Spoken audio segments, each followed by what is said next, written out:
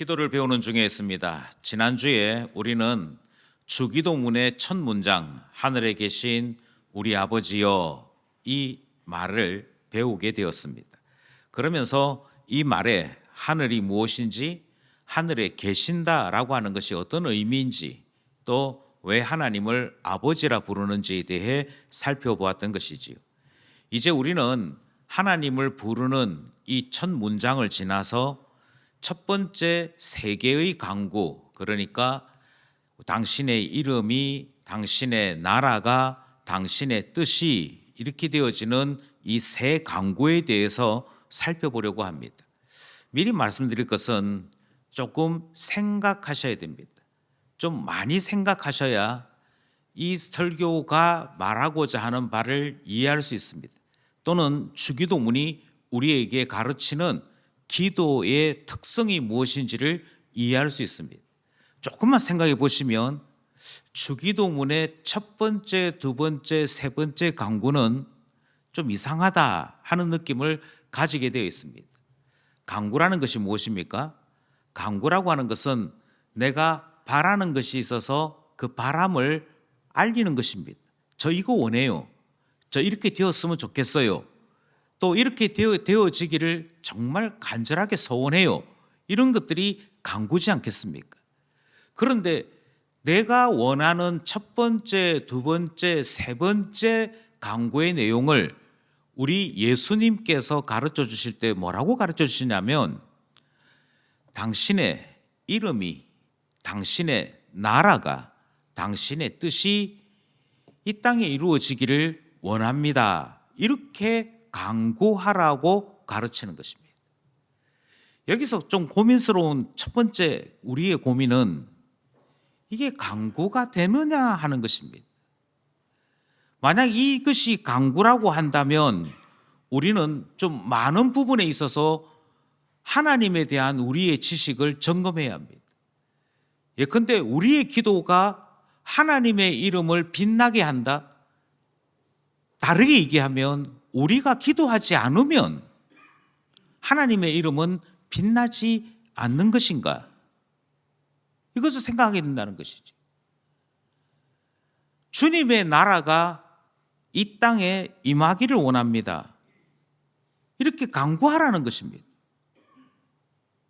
이렇게 강구하면 주님의 나라가 임한다라고 하는 것인지, 아니면 역으로 우리가 기도하지 않으면 주님의 나라가 임하지 않는다는 것인지 생각해 보면 약간의 혼란을 가지게 되어 있습니다. 제가 이렇게 좀 이상하다라고 계속 강조하는 것은 우리 하나님은 자족하시는 분입니다.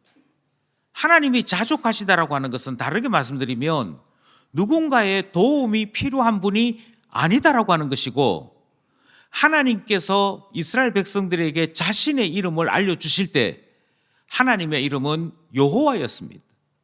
출애굽기에 있는 이 말씀 같이 한번 합독합니다. 시작. 하나님이 모세에게 이르시되 나는 스스로 있는 자니라. 또 이르시되 너는 이스라엘 자손에게 이같이 이르기를 스스로 있는 자가 나를 너희에게 보내셨다 하라. 아멘.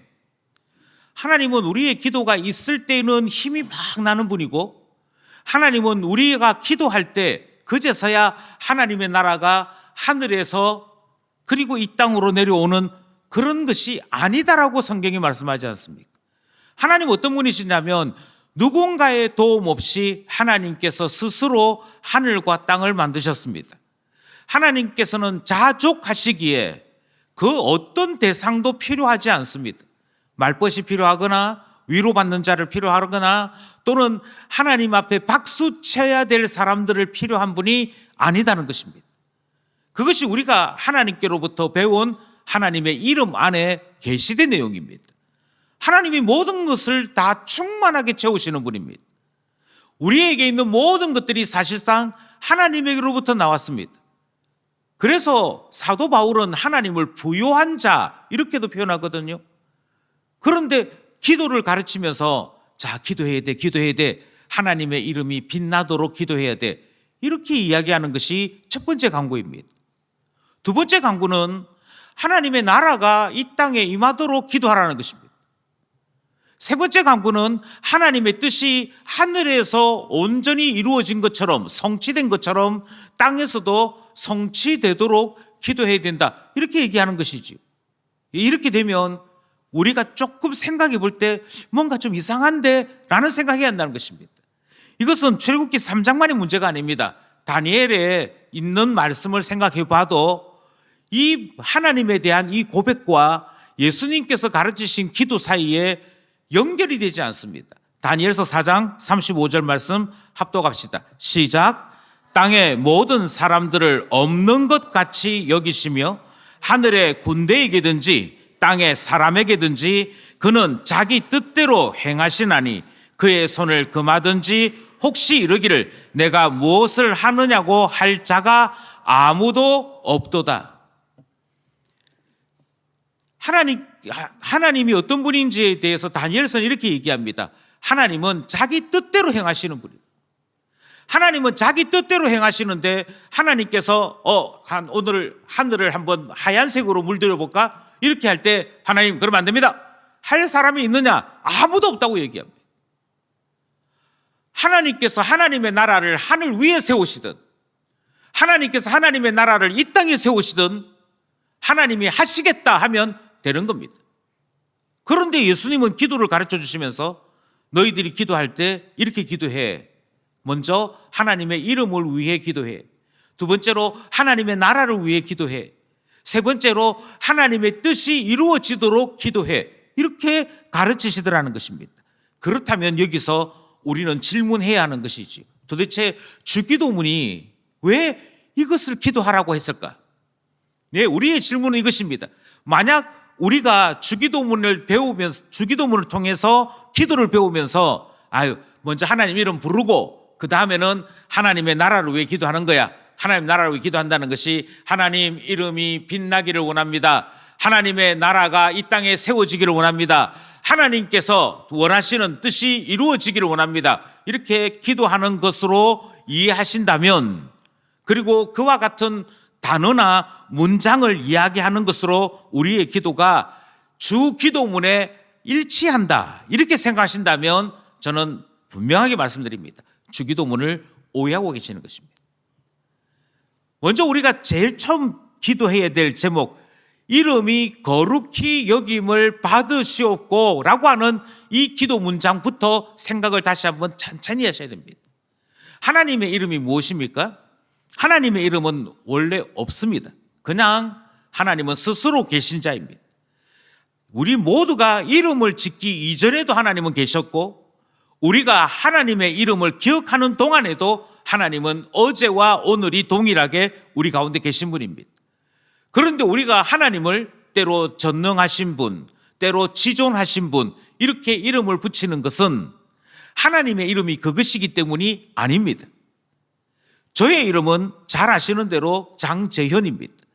제 이름을 지은 것은 저희 아버지시고, 저희 아버지가 제 이름을 이렇게 짓고 난 이후로 저의 이름이 되었고, 사람들은 저를 기억할 때 이 이름으로 기억합니다. 그런데 하나님은 그렇게 이름이 지어진 것이 아닙니다. 하나님은 하나님 자신이 하나님 자신의 이름을 지으셨습니다. 왜 지으셨느냐? 너희가 믿는 하나님이 누구이시고 어떤 분이신지를 알 수 있도록 이름에 하나님의 속성을 담아서, 하나님이 어떤 분인지를 담아서 사람들에게 가르쳐 주신 것이었습니다. 예컨대 기도한다고 뭐가 달라지느냐라고 생각하는 사람에게 하나님은 전능하신 분이다, 전능자이시다, 그가 엘로힘이시고 그가 행하시는 모든 일들에 하나님께서는 친히 응답하시는 분이다, 이걸 가르쳐 주시기 위해서, 자, 하나님은 전능자야, 하나님께서 너희 가운데 권위 있는 자로 계셔, 기도해봐, 그 하나님 만날 수 있지, 그 목적으로 이름을 지으신 것입니다. 그러니까 하나님의 이름은 하나님의 이름 이어서가 아니고 하나님이 어떤 분이신지를 알려주는 계시명입니다. 하나님의 이름 안에 하나님의 속성이 담겨져 있다는 것을 반드시 기억하셔야 됩니다. 그래서 하나님을 부를 때 전능하신 하나님, 전지하신 하나님, 어느 곳에나 계신 무소부재의 하나님, 우리의 병든 것을 고치시는 하나님, 영존하시는 하나님, 지존하시는 하나님, 우리의 아버지, 이 모든 것이 하나님이 어떤 일을 하시는지를 보여주는 그 특성이 되는 것이죠. 그것을 하나님은 자신의 이름으로 삼으신 것입니다. 예수님께서도 똑같이 하셨지요. 예수님께서도 예수님이 어떤 일을 행하실지를 이름을 통해 알리셨습니다. 그 이름을 임마누엘이라 하라. 하나님이 너희와 항상 함께 계신다. 그래서 우리 살아가는 동안에 예수님이 우리와 같이 되셨고 우리 가운데 계셨다는 것을 나타내시고자 이름을 임마누엘이라고 하셨습니다. 예수 그리스도께서 이 땅에 오셔서 죄로 말미암아 죽어가는 우리를 구원하시고자 그의 이름을 구원자 예수라고 지으셨습니다. 그 이름을 예수라 하라 이렇게 말씀하시므로 예수님이 어떤 일 하시는지를 알려주는 것, 그게 이름이었습니다. 이렇게 이름을 알려주시는 것은 이 이름을 부르는 자들이 하나님은 이런 분이구나, 예수님은 이런 분이구나를 배우도록 하신 것입니다. 그러니 다시 한번 생각해 보십시오. 하나님의 이름, 주의 이름이, 당신의 이름이 거룩해지기를 원합니다 라고 하는 이 말은 우리가 이렇게 기도함으로 하나님의 이름이 빛나는 거야, 이렇게 함으로 하나님께서 하늘 위에 천사들에게 존중받으시는 거야, 그 의미가 아니다라고 하는 것입니다. 예수님은 자신의 이름을 나는 생명의 떡이라고 부르셨습니다. 예수님은 자신의 이름을 세상의 빛이라고 부르셨습니다. 예수님은 자신의 이름을 선한 목자라고 부르셨습니다. 이렇게 이름을 다양하게 우리에게 알려주신 것은 예수 그리스도가 하시는 일이 이처럼 다양한 것과 예수 그리스도로 말미암아 생명 얻고 예수 그리스도로 말미암아 천국을 이루게 되고 예수 그리스도로 말미암아 인도함을 받게 되는 것을 자신의 이름을 통해 보여주시는 것이지. 그러니 단순하게 주기도문을 문장 외우듯이, 주문 외우듯이 그렇게 기도하라 했으니 그렇게 기도합니다 하고 그냥 답습하듯이 그렇게 해서는 이 기도의 내용을 이해 못하는 것입니다. 유치원생들한테는 오리 하면 꽥꽥입니다. 기차하면 칙칙이죠. 칙칙폭폭하는 거죠.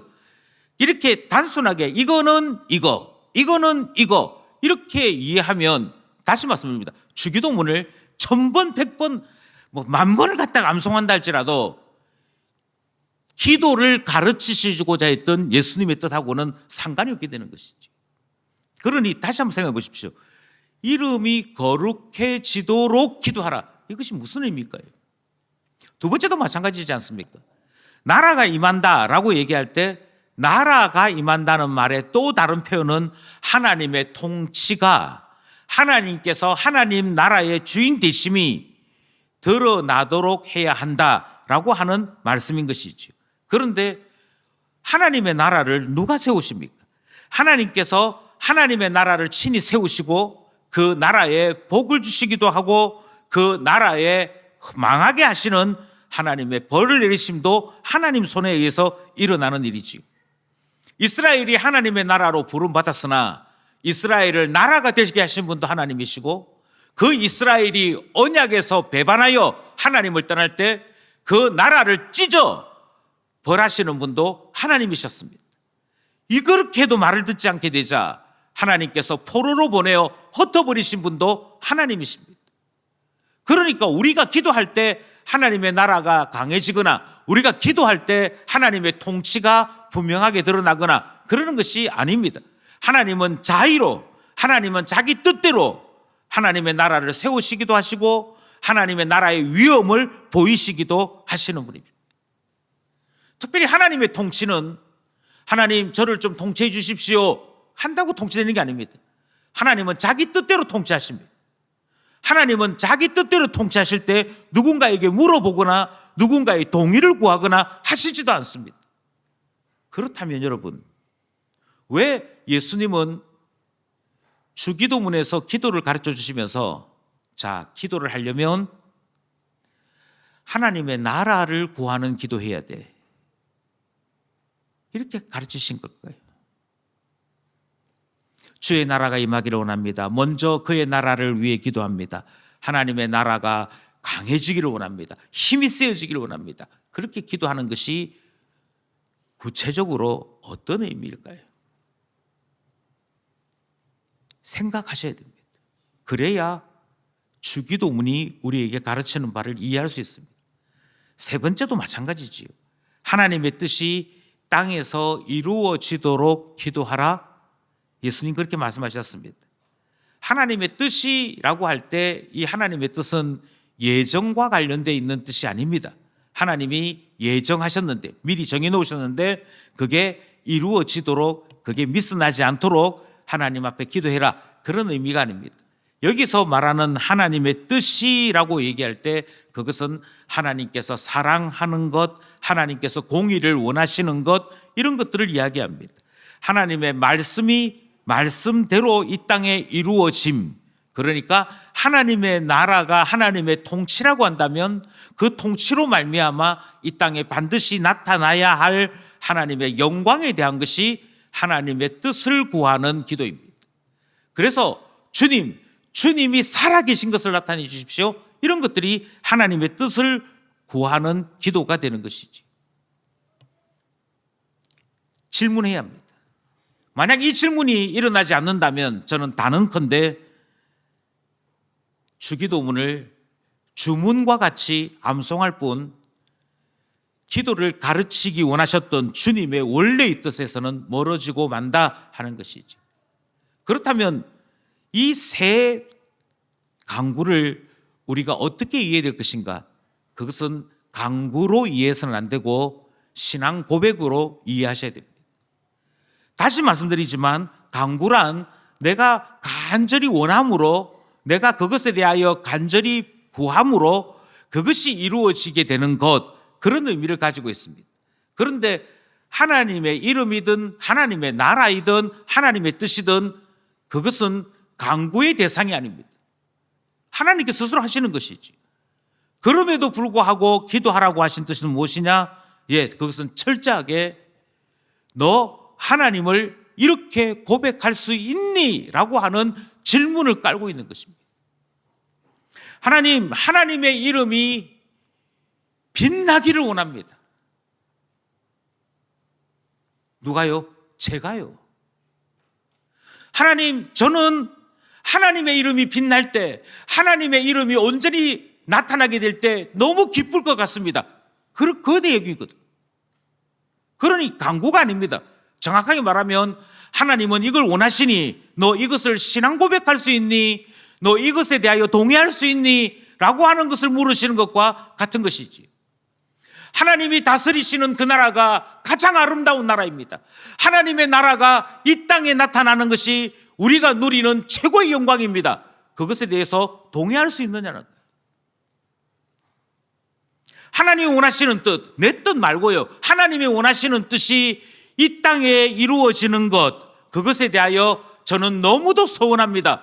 그렇게 기도하는 것 아니겠습니까? 그러니까 우리의 기도로 하나님이 영광을 받으시는 것이 아니고 우리의 기도는 하나님의 그 놀라운 이름과 나라와 뜻이 나의 신앙 고백 안에 표현되기를 원하여 기도하는 것입니다. 하나님이 너무 좋아요. 그 표현하는 것이죠. 하나님께서 다스리신다면 너무 행복하지요. 그걸 고백하는 것이죠. 그리고 이 첫 번째, 두 번째, 세 번째 강구는 하나님의 이름, 하나님의 나라, 하나님의 뜻이 무엇보다도 우리 자신 안에서 이루어지기를. 나에게서부터 하나님의 이름을 들을 때 그것만으로도 행복하고, 하나님이 너를 다스리기 원해, 그 이야기할 때 하나님 원했습니다, 기뻐합니다, 이렇게 되기를 원해서 기도하도록 만드신 것입니다. 그러니 결국 이것은 강구를 배우도록 하신 것이 아닙니다. 하나님을 믿는 자들이 어떠한 중심으로 살아야 할 것인지 신앙 고백을 가르쳐 주신 것이고, 이 신앙 고백을 하나님 앞에 올려드릴 때 하나님이 얼마나 기뻐하시는가를 가르쳐 주시는 것입니다. 그러니 그냥 주님이 가르쳐 주신 기도문을 줄줄 암송하려고 하지 마십시오. 그것은 본질에서 어긋나는 일입니다. 오히려 이상하게 생각하셔야 됩니다. 이상하다. 하나님이 스스로 자족하신 분이고 하나님이 모든 것을 스스로 있게 하시는 분인데 왜 이름을 위해, 나라를 위해, 뜻을 위해 기도하러 가셨을까? 질문할 때에만 이 의미가 주기도문이 가르치는 본래의 교훈이 나타나게 되는 것이지. 그러면 이렇게 질문할 수 있습니다. 목사님, 왜 어떤 사람들은 주기도문을 암송을 하는데 왜 목사님은 이것을 암송의 대상이 아니고 자꾸 생각하라고 하십니까? 이유는 간단합니다. 만약 우리가 신에게, 이방 사람들이 말하는 것처럼 신에게 기도하는 것이라면 우리는 단순하게 이렇게 기도할 수 있습니다. 그런데 예수님은 기도를 가르치시면서 우리의 모든 기도는 하나님 아버지께 드리는 것이다라고 말씀하십니다. 하나님 아버지께 기도하는 것이다 이렇게 말씀하시므로 하나님과 아들 사이에 주고받는 대화로서 기도를 가르치셨기 때문입니다. 여기서부터 다시 한번 생각을 해보십시다. 주기도문을 이해하기 위해서 저는 반드시 알아야 될 말씀이 있다면 저는 누가복음 15장에 있는 탕자의 비유라고 생각합니다. 탕자의 비유에는 둘째 아들을 탕자라고 비유에 나타나고 있습니다. 그런데 둘째 아들만 탕자이진 않습니다. 첫째도 탕자입니다. 단지 둘째 아들은 집 나간 탕자이고 첫째 아들은 집 안에 있는 탕자일 뿐입니다. 첫째 아들이 탕자인 것이 어느 때 드러나느냐면 둘째 아들이 돌아왔을 때 아버지가 기쁘게 맞이합니다. 기쁘게 맞이했던 이유는 그 둘째 아들이 죽은 줄 알았는데 살아 돌아왔기 때문입니다. 여기서 죽었다라고 하는 것은 육신이 죽는 것만을 의미하진 않고 그가 신앙 공동체를 떠나서, 그러니까 다르게 얘기해서 신앙을 버리고 그의 영혼이 죽은 상태에 있다가 하나님의 집으로 돌아오게 되는 것을 살아난 것으로 말하고 있는, 여기에 의미가 있는 것이지. 죽은 줄 알았는데 살아 돌아왔습니다. 그래서 아버지는 기뻐합니다. 아버지는 기뻐하는데 그래서 잔치까지 벌리는데 첫째 아들은 저 멀리서 들리는 자기 집의 풍악 소리에 기분 나빠합니다. 이게 뭐 하는 거냐 지금. 그리고는 종이 하는 말에 화를 내기 시작합니다. 당신의 둘째 아들이, 당신의 동생이 살아 돌아왔기에 아버지가 기뻐해서 지금 잔치를 벌이고 있다. 화를 막 내기 시작합니다. 왜 화를 냈을까요? 그 화를 내는 이유를 아버지는 너무도 잘 알고 있었습니다. 아버지가 이 첫째 아들이 가지고 있는 생각을 여실히 드러냅니다. 그게 누가복음 15장 31절이지. 누가복음 15장 31절 말씀을 같이 합독합니다. 시작. 아버지가 이르되 예 너는 항상 나와 함께 있으니 내 것이 다 내 것이로되. 아버지가 생각하는 것은 이것입니다. 아버지가 생각하는 것은 아버지의 재산 전부는 아들의 것입니다. 아버지의 재산 전부는 아들의 것이어서 아버지가 사업이 잘 돼, 그 말은 아버지 안에 있는 온 가족들이 번창의 복을 함께 누리는 것으로 이해했습니다. 이게 아버지 생각이었습니다. 이게 아버지 마음이었습니다. 나를 위해서는 송아지 한 마리 잡은 일이 없습니다. 나를 위해서는 친구들을 불러 잔치해 준 일이 없습니다. 이 이야기를 하는데 아버지가 이렇게 얘기하죠. 무슨 말이야? 내게 다 네 거야. 내게 다 네 건데 왜 너를 위해서 송아지 한 마리, 너 자신을 위해서 왜 잔치 이것에 바들바들 떨고 있니? 이유는 간단합니다. 첫째 아들은 아버지와 함께 한다는 생각이 없었던 것입니다. 아버지는 아버지고 나는 나라고 생각한 겁니다.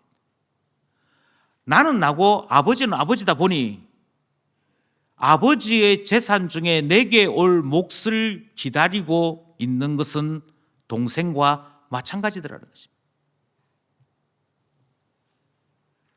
첫째나 둘째나 아버지 것은 아버지 것이고 내 것은 내 것인데 아버지가 나한테 준다고 해야 내게 되는 거지. 그리고 아버지 것이었지만 내게 줬으면 이제부터는 내 것이지. 이 생각으로 살았음을 보여주는 것이지. 만약 이 생각을 가지고 산다면 주기도문은 죽었다 깨어나도 이해 안 됩니다. 주기도문은 기도를 가르쳐주는 기도가 아니라 오히려 기도를 더 막히게 하는 기도일 가능성이 큽니다. 저에게는 의부가 한 분 계셨습니다. 의부라는 말은 저희 큰아버지, 작은아버지 아닌데 저희 아버지가 의형제를 맺으시는 바람에 이렇게 마치 작은아버지 모시듯이 이렇게 생겨난 의부가 한 분 계십니다. 궁금하잖아요. 그래서 물었습니다. 의부, 어떻게 하다가 의부가 되셨습니까? 이러니까 그 의부께서 의부가 된 배경을 설명을 하시는 거예요. 저희 아버지가 해병대 부사관을 오래 생활하셨습니다.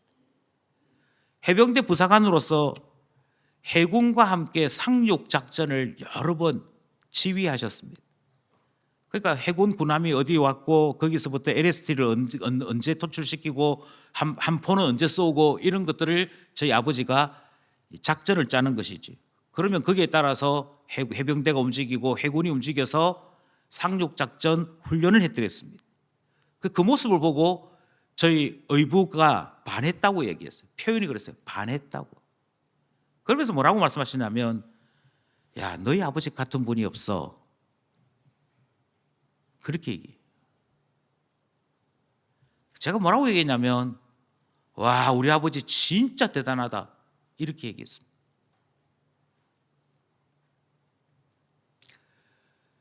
아버지하고 나하고 묶여 있을 때 너희 아버지 이런 분이야. 너희 아버지 이런 분이야. 이야기 들을 때 아들이 무엇을 느끼겠습니까? 아들이 무엇이라 이야기하겠습니까? 와, 우리 아버지 대단하구나. 그것으로만 끝나지 않잖아요. 아버지가 대단한데 그 아버지의 아들 된 내가 덩달아 대단한 것을 누리기 시작합니다. 덩달아 기뻐하기 시작합니다. 그게 아버지와 아들의 관계 아니겠습니까? 그게 정상적인 아버지와 아들의 동감성 아니겠습니까? 그러니 결국 아버지 이름이 이렇게 놀랍습니다. 아버지의 이름에 지혜라는 이름이 있더군요. 아버지라는 이름에 전능함이 있더군요. 아버지라고 하는 이름에 나를 알아주시는 세밀함이 있더군요. 하나님은 정말 세밀한 곳에서 말씀하시는 분이시더군요. 그 이야기할 때 하나님께서 그렇게 행하셨음에 대해 내가 고백한다는 의미인 것이고요. 하나님이 그러한 분이시기에 그 하나님의 아들 된 내가 하나님 그래서 너무 행복합니다. 그래서 너무 좋습니다. 그게 포함된 것이지 않습니까? 이게 포함이 되어 있을 때 아버지와 아들의 관계라고 이야기하는 것이고, 이게 깨어져 있다면, 이게 없다면 아버지와 아들 관계 아닌 것이죠. 아버지는 아버지 인생이고 나는 내 인생이고, 그러면 이 기도를 이해할래야 이해할 수 없는 것입니다. 내가 아버지와 하나인 것 같이 너희도 우리와 하나 되게 하려고 이 땅에 오신 예수님이 이 기도를 가르쳤음을 이해 못하는 것입니다. 아닙니다. 하나인 것을 이해하셔야만 이 말이 어떤 기도이고 어떤 의미를 가지는지를 깨닫게 되는 것이지. 성경에는 모세의 아내가 등장합니다. 모세의 아내가 어느 날 하나님께로부터 사명을 받아서 이제 짐 꾸려서 이집트로 가려고 하는데 그 이집트로 가려고 하는 모세를 하나님이 거의 죽일 듯이 대하십니다. 위기 상황이 발생한 거죠. 그래서 조금 더 내버려 두면 하나님이 모세를 죽일 것 같아요. 바로 그 순간에 출애굽기 4장 25절에 모세의 아내 십보라의 행동이 등장합니다. 한번 읽어볼까요? 같이 읽겠습니다. 시작. 십보라가 돌칼을 가져다가 그의 아들의 포피를 베어 그의 발에 갖다 대며 이르되 당신은 참으로 내게 피난편이로다 하니. 십보라가 곰곰이 생각을 합니다. 이게 모세를 지금 죽일 듯이 대하는 것이 가만히 내버려두면 모세가 죽을 뿐 아니라 하나님이 나에게 대하여 말씀하시는 것 같이 느껴졌습니다. 그래서 이때 뭐 해야 되느냐? 이거 이 순간에 뭐 해야 되지? 라고 하는 것을 생각해 보니 모세의 아들들이 할례를 받지 않았습니다. 그래서 그것이 생각이 나서 십보라가 자기 아들들의 할례를 행하면서 표피를 베면서 거기에서 나오는 피를 모세의 발에 묻힙니다. 그리고는 말하기를 하나님, 이 남편은 나의 피남편입니다.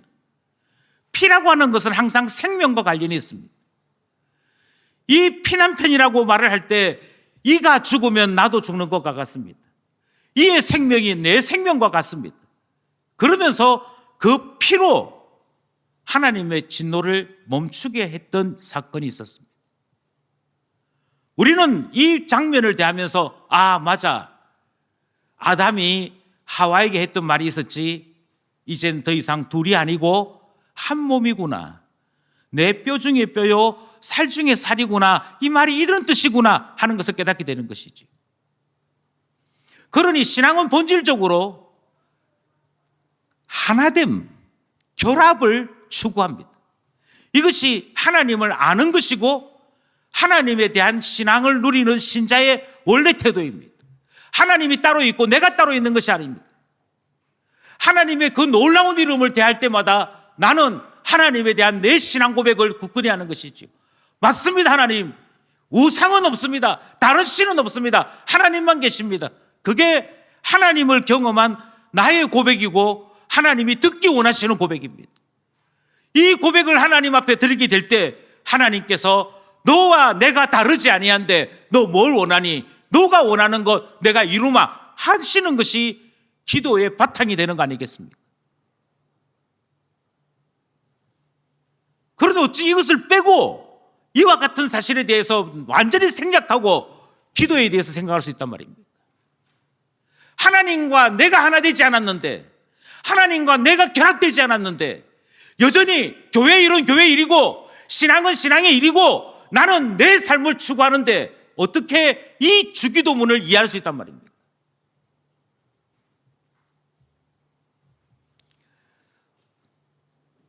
재혼한 한 남편이 있었습니다. 딸이 있었는데요, 그 딸이 아빠라고 불러주면 참 좋겠는데 아빠라고 안 부르는 거예요.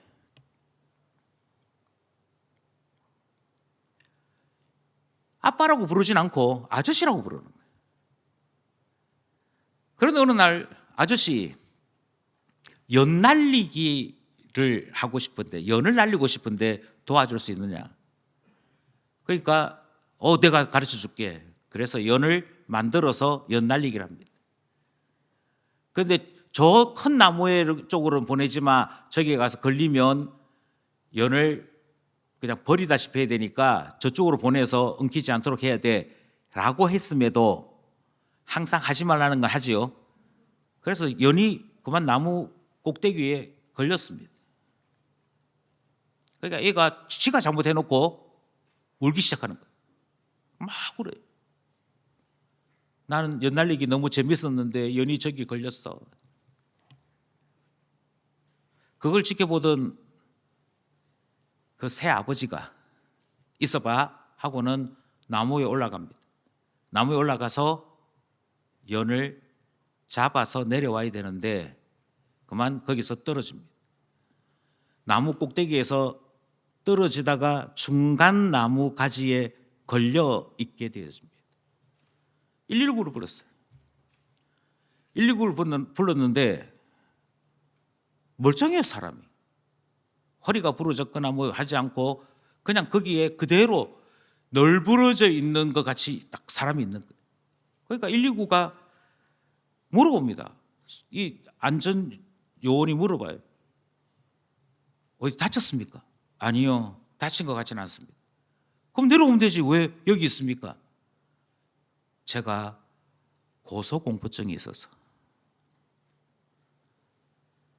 열을 잡았다가 내려가려고 아래를 보는 순간 이 공포증 때문에 떨어진 거래요. 그래서 물어보기를 고소공포증이 있는 줄 알았냐고. 예, 알았습니다. 근데 왜 왔어요? 저기 있는 제 딸이 너무 원해서요. 그걸 밑에 있는 딸이 쳐다봅니다. 쳐다보고 다 듣습니다. 그럼 이제 우리가 데려갈 테니 따라오시라고. 그래서 고소공포증이 있는 사람을 매다시피 하면서 내려옵니다.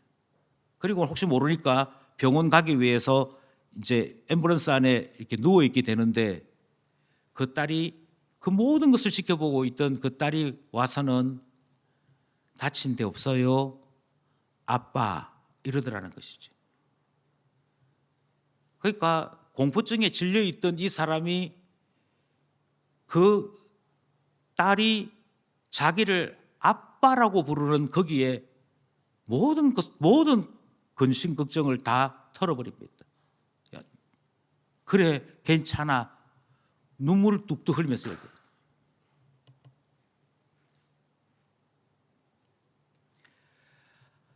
하나님을 하나님으로만 아는 사람들이 많이 있습니다. 기독교에는 하나님이라고 그래. 여호와라고도 그래. 그런데 절에 가면 부처라고 그래. 그저 종교마다 저마다 신이 있어. 그 정도로 하나님을 아는 사람들이 있습니다. 그러면 모른다니까요. 하나님, 이제서야 임마누엘이 무엇인지를 알았습니다. 하나님의 이름이 왜 임마누엘인지 알았습니다. 제가 슬플 때에도, 제가 기쁠 때에도, 낙심할 때에도, 사람들에게 손가락질 받을 때에도 모든 사람들은 있다가 사라지고 사라졌다가 다시 나타나서 나에게 친구인 것처럼 되어 있지만 사실은 아니었고 오직 임마누엘 되신 하나님만이 내 곁에 계셨습니다.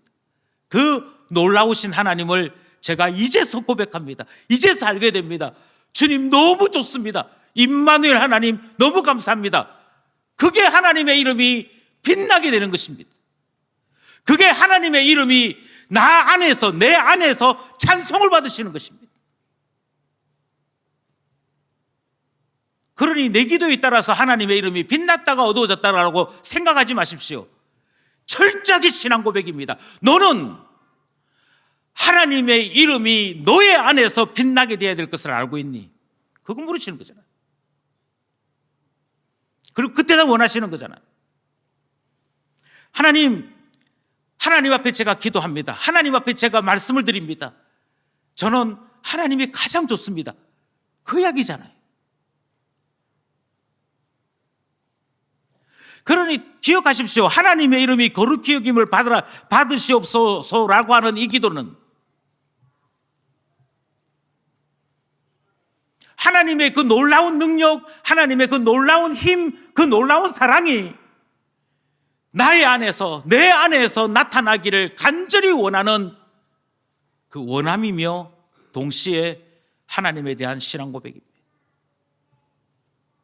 하나님은 사랑이십니다. 나를 사랑하셨잖아요. 그게 하나님의 이름 빛나는 것입니다. 그게 하나님을 아름답게 하는 것입니다. 그러니 우리 모두가 첫 번째 기도에서부터 세 번째 기도까지 하나님이 원하시는 바가 무엇인지를 다시 한번 곰곰이 생각해야 할 것입니다.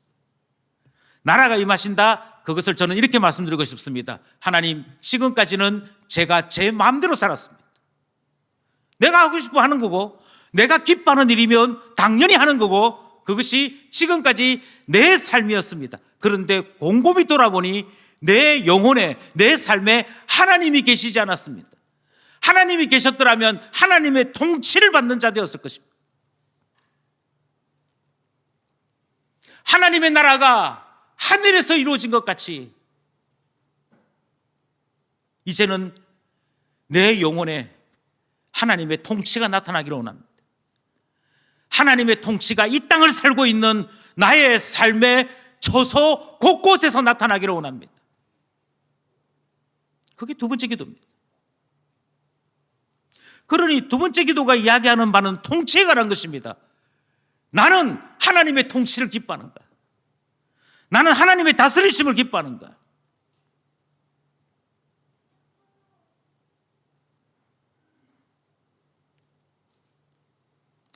마지막 세 번째는 설명을 더 안 드려도 될 것 같습니다.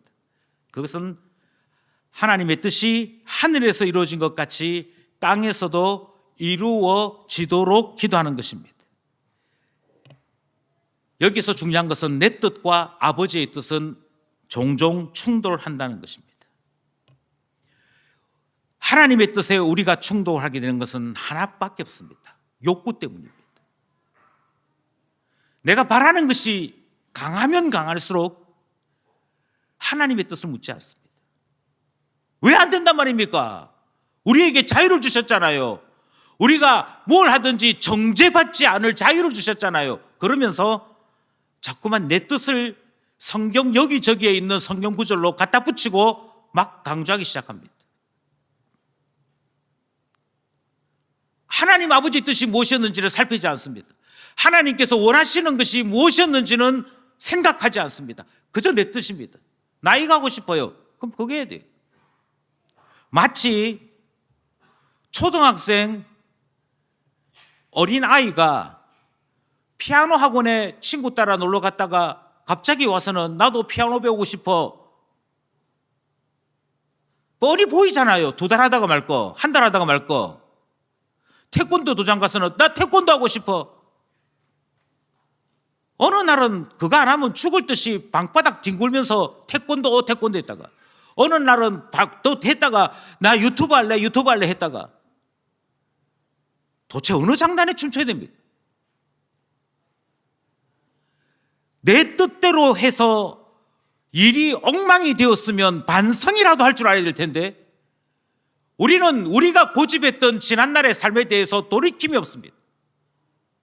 그것이 초등학생 때 나타나고 중학생 때 나타나고 고등학생 때 나타나더니 어른이 되어서 50이 되고 60이 되고 70이 되어도 똑같습니다. 그냥 내 생각, 내 주장밖에 없습니다. 그런데 주기도문의 세 번째 강구는 무엇이냐면, 너가 원하는 거 말고 하나님이 원하시는 거, 그걸 위해 너 자신이 나머지 모든 거 내려놓을 수 있니? 그거 물으시는 것이죠. 왜 이것이 중요합니까? 하나님의 이름을 안다는 것은 그제서야 하나님을 경험했다는 이야기입니다. 예수를 제가 만났습니다. 나를 사랑하셔서 나를 구원하시려는 예수님을 이제 알게 되었습니다. 그게 하나님의 이름이 빛나는 것입니다. 그 하나님의 이름이 빛나게 될 때, 하나님, 이제는 제 구원을 제가 이루려고 하지 않겠습니다. 주님 손에 맡깁니다. 저를 건져 주십시오. 구원해 주십시오. 그렇게 맡기게 되는 것이 하나님 나라의 통치를 고백하는 것입니다. 그렇게 해서 하나님 안에 있는 삶이 시작되었다면, 최종적으로는 나의 가는 모든 인생길에서 하나님이 나의 판단자가 되어 주십시오. 하나님이 나의 결정이 되어 주십시오. 그래서 걸음걸음마다 하나님의 뜻에 순종함이 그 다음입니다. 이름을 합니다. 통치를 받아들였습니다. 그리고 마침내 하나님의 뜻에 따라 지어져 가는 우리가 되어진다. 이것을 줄여서 구원이라고 말을 합니다. 그러니 주기도문의 첫 번째, 두 번째, 세 번째 강구를 모으면 하나님의 구원하심을 나의 인생 속에 나타내 주십시오. 하나님의 구원하심을 우리가 살아가는 이 시대에 드러내 주십시오.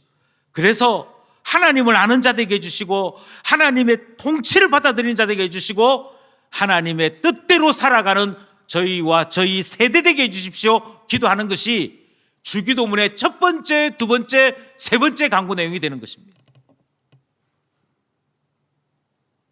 저는 해야 될 설교를 대부분 마쳤습니다. 그리고 이 설교를 마치면서 질문을 하나 하려고 합니다. 주기도문 이해하시려면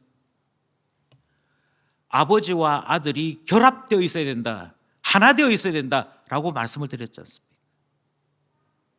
그래서 질문합니다. 기도를 배우고 계신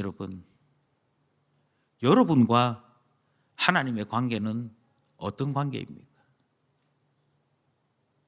하나님을 아는 게 지식으로만 알고 계십니까? 하나님을 아는 게 급할 때 기도하니까 응답해 주시더라, 그 정도로 알고 계십니까? 아니면 나를 위해 아들을 주신 주를 위해 이제는 제가 주님께 제 모든 걸 드리겠습니다, 그렇게 하나님을 알고 계십니까? 도대체 하나님을 어떻게 알고 계십니까?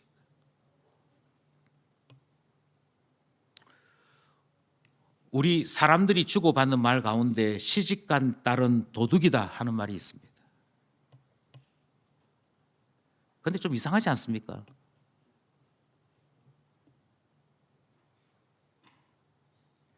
왜 시집간 딸은 도둑일까요? 그거는 남편과 한 몸이 되었기 때문에, 아버지를 떠나서 남편과 한 몸이 되었기에 친정에 갈 때마다 이거 맛있겠다, 싸줘, 이거 좋아 보이네, 놔줘, 그러면서 하나하나 들고 오잖아요. 그러니까 바꿔 얘기하면 나의 관심사가 전에는 내가 살아왔던 친정집에 있었다면 결혼이라고 하는 놀라움을 통해 이제는 모든 것이 남편이나 하나된 가족에게로 바뀌어져 버립니다. 그래서 모든 좋은 것은 다 이리로 옮기려고 합니다. 예수 그리스도로 말미암아 우리가 하나님의 자녀 되었습니다. 예수님 때문에 보지 못했고 알지 못했던 하나님 나라, 하나님의 통치가 얼마나 좋은 것인지를 보게 되었습니다. 그때로부터 우리는 하나님을 아버지로 모시면서 아버지와 아들은 하나 되는 신앙의 세계를 살아가고 있는 것이지. 내가 아파할 때 하나님이 아파하십니다. 내가 안타까워할 때 하나님이 더 안타까워하십니다. 내가 나를 사랑하는 것보다도 하나님이 나를 사랑하는 것이 훨씬 더 깊고 아름답습니다. 내가 바라는 내 인생길보다도 하나님이 세워놓은 인생 계획이 더 화려합니다. 이것을 하나님 없이 나 자신의 삶을 살고자 할 때는 깨닫지도 못하고 보지도 못했던 것들입니다. 그런데 하나님을 알게 되고 나니, 하나님과 하나 되고 나니 하나님의 이름이 보이기 시작합니다. 하나님의 다스리심이 기대되기 시작합니다. 하나님의 뜻대로 살고자 하는 내 안에 거룩한 열망이 나타나기 시작합니다.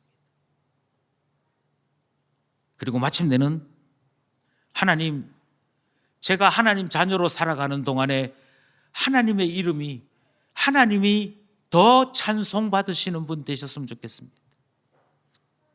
그 열망이 나타나게 되는 것이지. 그랬을 때 이름이 거룩히 여김을 받으시오며 나라가 임하옵시며 하나님 아버지의 뜻이 하늘에서 이루어진 것 같이 이 땅을 살고 있는 나에게, 이 땅 위에 있는 이 세대에 이루어지기를 원합니다. 기도하게 되는 거 아니겠습니까? 바라기는 주기도분이 우리에게 가르친 바대로 하나님과 하나 되어 주님 안에 이 기도와 이 고백을 드리는 우리 모두 되기를 간절히 소원합니다.